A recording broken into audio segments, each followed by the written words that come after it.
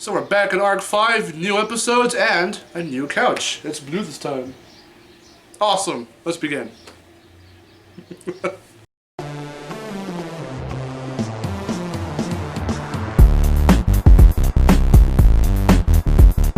Hey guys, how's it going? Marcelo here. Chase. And welcome to a new episode of Trash Talk. So today we have a pretty awesome game. Are you looking for the thing? Yeah. We're We're reviewing Mario Strikers. Yeah. Rougher, tougher. The game will never be the same. Super Mario Strikers is here, only for Nintendo GameCube. Rated E for everyone. So once more, here is the box cover. It's pretty reflective, but really cool. We're going to be going over it in a little bit. So let's just get right on with the summary, as Chase jives over here in the corner, off to the side. So this game came out December 5th, 2005, and it was published by Nintendo, obviously, but developed by Next Level Games. And Next Level Games came right out of doing, what game was it? I think it was a hockey game or something? It'll be right here. I don't remember what sports game they went over, they made before Mario Strikers, but this game is really awesome. So yeah, it's pretty fun. You hadn't really heard about this one, have you? No. Well, I had seen small blip bits. Snippets? Yeah, that's the word I was saying before. But I never really played it. I never really heard about it until recently when he's like, "Have you played this game?" I'm like, "What?" I was like, "Have you at least heard of it?" And you're like, "I don't think so." I'm like, "You've never heard of this game?" Yeah, and then once I saw it, I was like, "Oh yes, I've seen it, but I've never really heard anything about it besides like seeing the cover, you know, or like a quick advertisement or something about it." And you like it? Yeah, I do enjoy it. It's pretty fun. This game is most notable for taking the characters and the feel of Mario games in general out of its comfort zone. And this game can get a little dark and gritty at times from the way like all the characters just have like this grimace or just like snarl on their faces. And they definitely act a lot tougher. Competitive. You know? Yeah. It's really cool. So because they don't even have that in the other competitive sorts of games. Like Mario Party doesn't have quite the same feel. Mario Kart doesn't do that really. Very much no other Mario sports spin-off. Exactly. So that's what makes this pretty interesting to see them in such a way. So with that being said, story. What story? Yeah, there is no story to this game. I mean, of course, there's a single-player like tourney mode called Cup Battles. Cup Battles, but you know, this. Of course, if you want like actual story, there isn't one. You know, they're just competing in soccer or football for all you other that's all there is to know about that portion of this game. This game is called Mario Smash Football in Europe and Australia. Well, yeah. Well, it makes sense because we're the only ones in the world that call it soccer. But of course, I mean, not Super Mario Football. It's Mario Smash Football. That's a kind of neat little departure from our American title. Super Mario Strikers. Yeah. So with that being said, we got gameplay. It's talking about cup battles and modes and all that. Other kinds of modes you have are your traditional tutorial mode if you're a beginner to this game, which we actually didn't go over. We just played a match and he was like, "Let's get to this," and he just threw me in.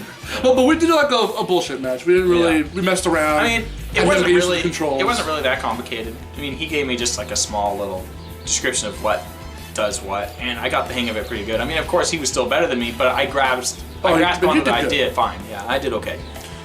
It's pretty easy to pick up and play even if you don't. Yeah. Whether or not you go through the tutorial mode, which is called Strikers 101, so that's pretty cool that it's not just called tutorial.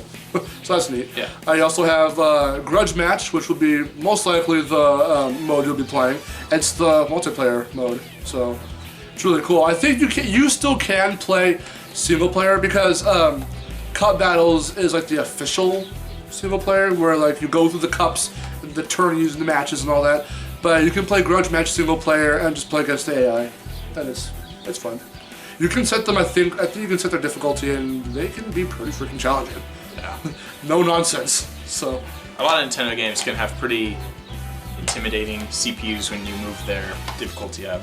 I know I was just playing Kirby Air Ride and moved the difficulty up and I didn't stand a chance. There is always action. That's one thing I did want to mention. Unlike a lot of other Mario sports games where, I mean, yeah, there's action going on, but sometimes you have to stand and wait to receive like the ball or something, if it's like tennis, or you have to wait and line up your hit for golf. In Mario Soccer and Mario Strikers, craziness. It's pretty chaotic. Of course, there's always something going on. Although it's surrounded about surrounded around the like basis of soccer, of course. I mean, you got the goals of soccer ball.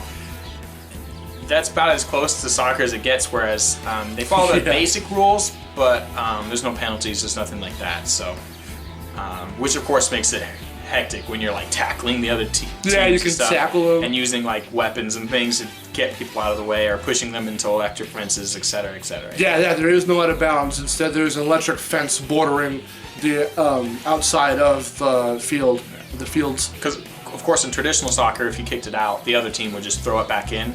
But because you don't have any of that, which of course, because of that, keeps the game really rolling in a fast-paced environment. I never felt that the game was progressing slowly at any point we were playing. It's a pretty fast-paced, chaotic game. So, before we go to aesthetics and all that, let's bring up what happened that one time we played a certain match. It was great.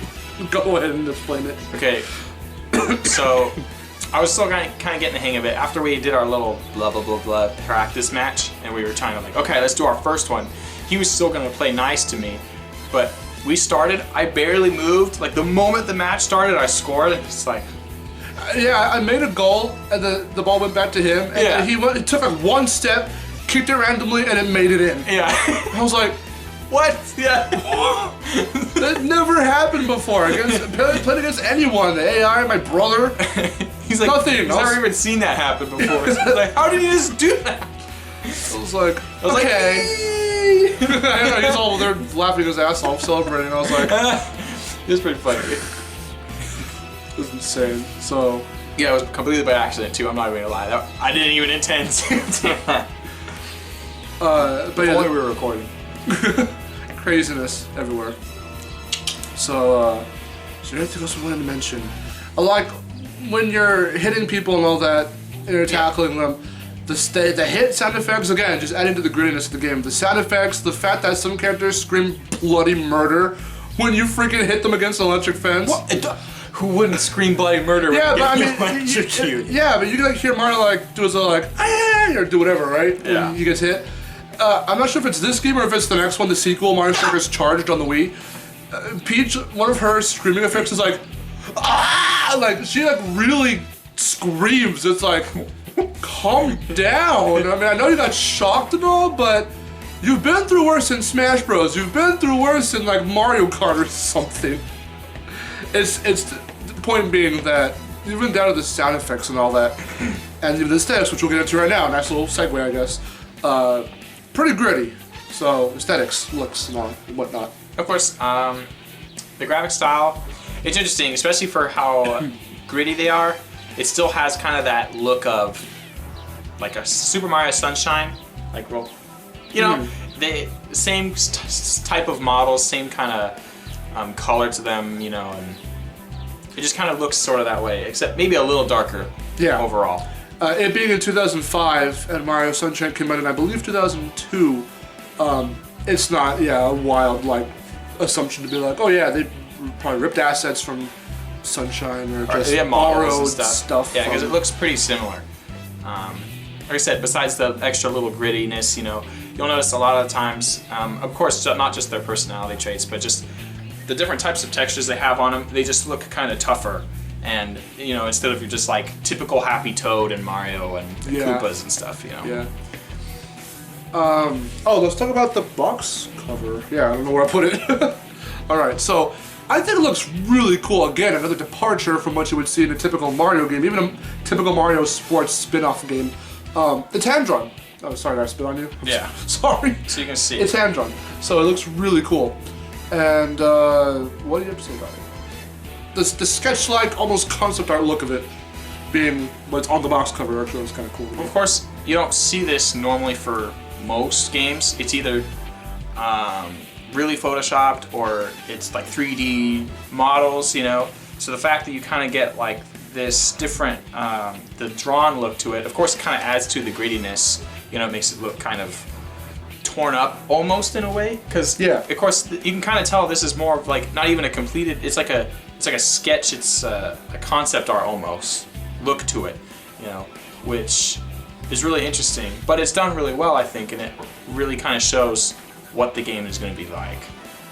Again, even down to Mario's face and Donkey Kong's face, and no one's smiling in this game.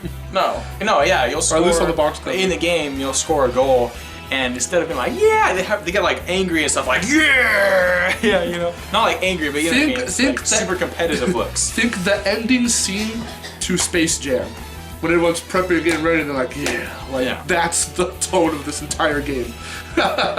So, with that being said, soundtrack, what did you think of the music from what we've heard? Well, of course, in-game there's not really much. You might hear a little bit of a fanfare or something when you score a goal, but really when you're just playing, it's just kind of the audience in the background. Sometimes they'll cheer. I think sometimes they chant, I believe. Yeah, a little bit, so applause, stuff like that, some screaming and yelling and stuff, but generally the soundtracks, for this game, it's not really anything special. It comes down to the menus, it comes down to the loading screen. So, I mean, it's not bad, it's just nothing special. It's just kind of there to add to the mood, and that's about it.